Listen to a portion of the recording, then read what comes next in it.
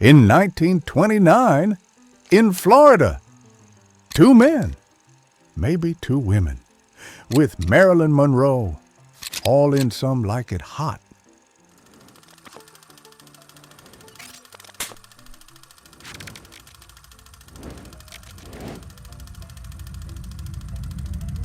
Recap camp. Four men are speeding down the road in a hearse with a coffin in the back. Several police cars are in hot pursuit. The gangsters in the hearse aren't unarmed either. They pull out their guns from under the car's ceiling and start shooting back. One of the police cars loses control and swerves off the road. But the damage isn't one-sided. Several bottles of alcohol in the hearse get shot and start leaking. The gang finally reaches their hideout. The boss of this operation, a man named Spats.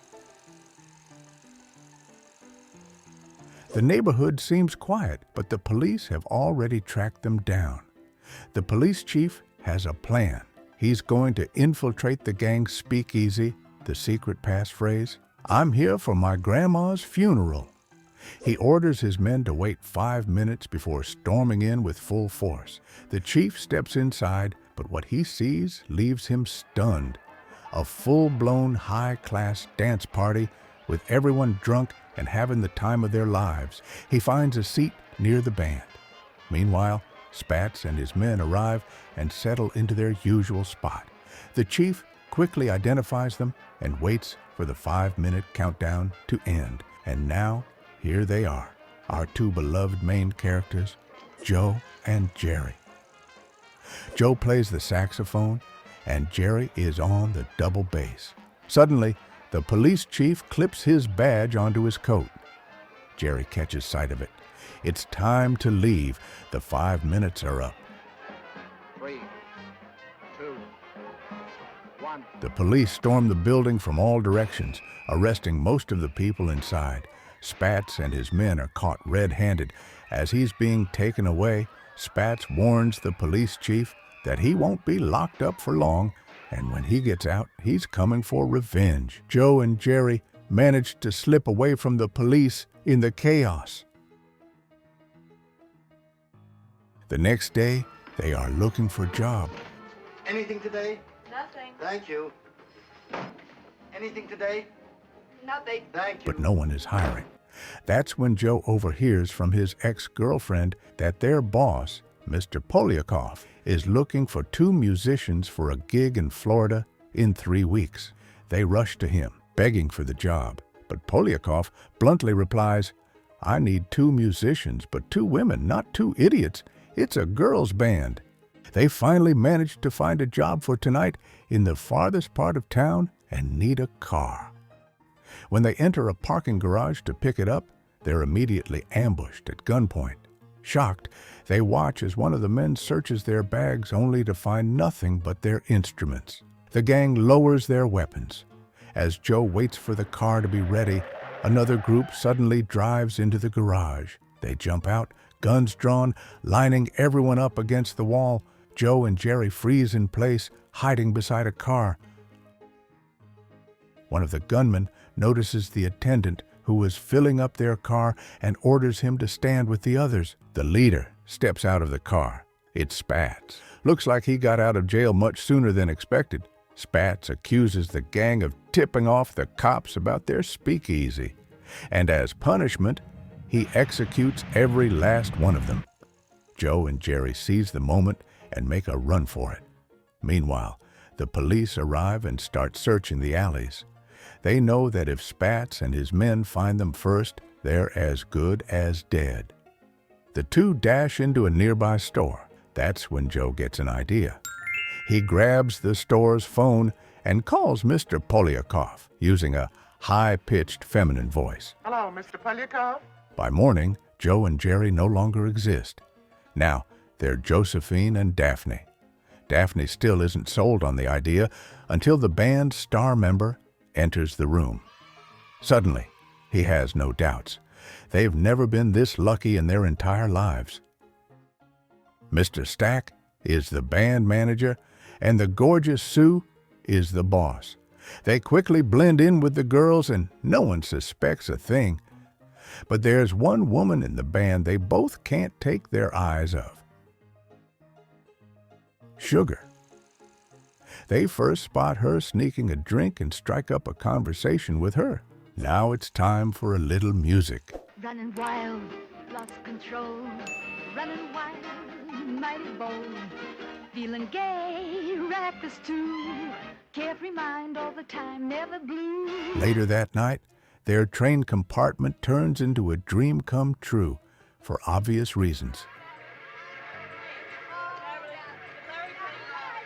In the middle of the night, Sugar sneaks into Daphne's bunk with a bottle of alcohol.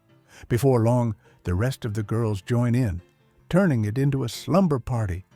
Josephine wakes up and nearly strangles Daphne when she sees what's happening. She storms off. Suddenly, the train lurches to a stop. Throwing everyone around, they scramble back to their places just in time before Sue and Mr. Stack can catch them in the act. The next morning, they arrive at the hotel, where the men warmly welcome them. One of them, Osgood, falls for Daphne at first sight. Daphne is trapped. There's no escaping this guy. Daphne enters the room. Sugar enters behind her and mentions that all the girls are heading to the beach. Josephine knows it's a bad idea to go, but Daphne, distracted by Sugar, tags along without thinking. Joe, on the other hand, sees an opportunity and comes up with a plan. While Daphne and the girls are having fun, he appears on the beach dressed as a millionaire sailor. The girls are playing ball when Sugar notices him, and something inside her stirs. She strikes up a conversation with Joe, who tells her he's waiting for the evening so he can take his yacht out on the water. Joe subtly hints that he's single and that they could spend more time together. From a distance, Daphne spots the two and is stunned to see Joe in disguise.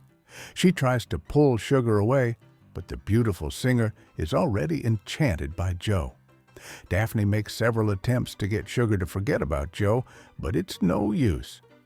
The two return to their room early, planning to confront Josephine about the situation when she gets back.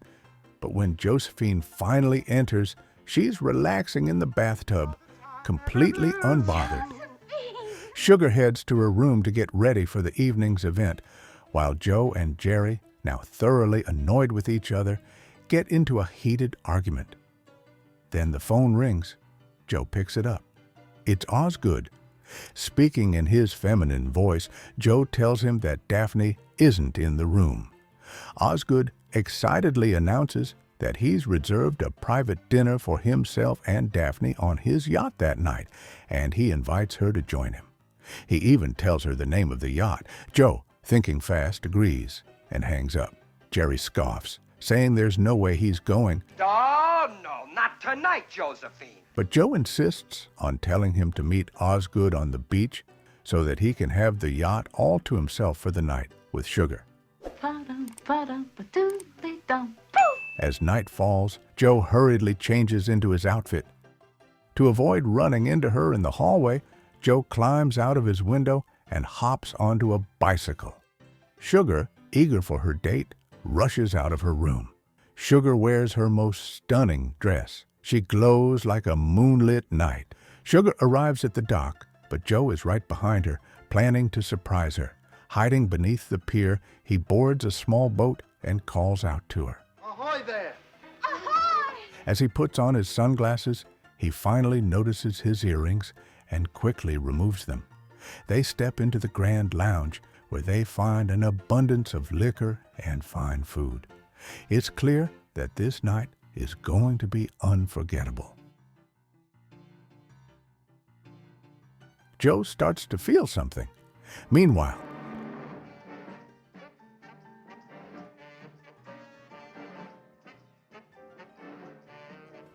back on the yacht, Sugar and Joe are locked in a passionate embrace.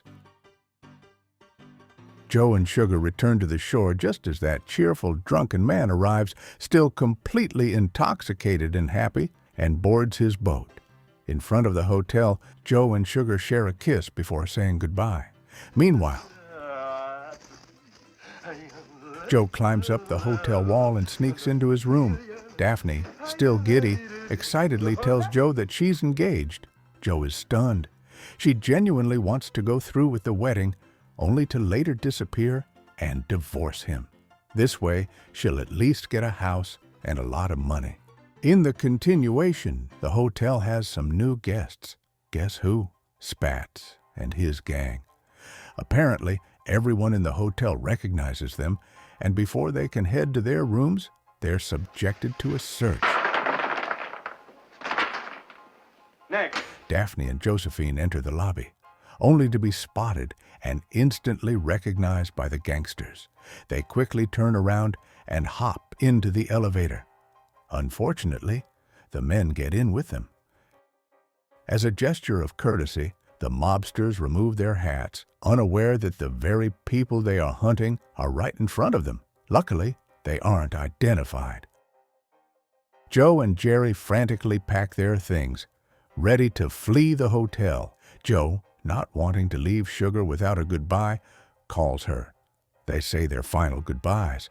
Joe and Jerry climb out of the window, but at that very moment, the gangsters are sitting right below it and see them. At first, they assume they're the same two beautiful women from the elevator. They call out to them, but Joe and Jerry take off running. Spats grows suspicious and grabs their bass case. Opening it, he finds a bullet hole. Spats quickly identifies Joe and Jerry. They flee at full speed and hide inside an empty banquet hall. Moments later, the guests, including Spats's crew, begin filing in. Joe and Jerry crawl under a table to hide. This is a secret gathering of the liquor mafia, who have assembled to mourn the 7 members murdered in Chicago. Murders committed by Spats himself. A man hid inside a cake with a machine gun. The cake is brought in, and just as the group finishes singing, the hidden assassin emerges and guns down Spats and his entire crew. Joe and Jerry cautiously crawl out from under the table. Their leader orders their capture. Joe and Jerry make a mad dash to escape the hotel. Joe sees Sugar one last time. He approaches her. Sugar immediately recognizes him and realizes he's the same man from before. They share one final kiss. Meanwhile, Mrs. Sue realizes Josephine is actually a man and lets out a scream. The hotel staff tries to catch Joe, but he manages to escape. Joe and Jerry use their old tricks to slip away once more, making their way to the dock, where Osgood is waiting for Daphne. Just before they set off, Sugar catches up to them. Joe is stunned to see her. He tells her she shouldn't come with him, that he's a fraud and a liar, but Sugar doesn't care. She's made up her mind. Meanwhile, Jerry is desperately trying to get rid of Osgood. Jerry finally breaks and tells him, "I'm a man." Well, nobody's perfect. The end. Thanks for watching. If you liked the video, you know what to do.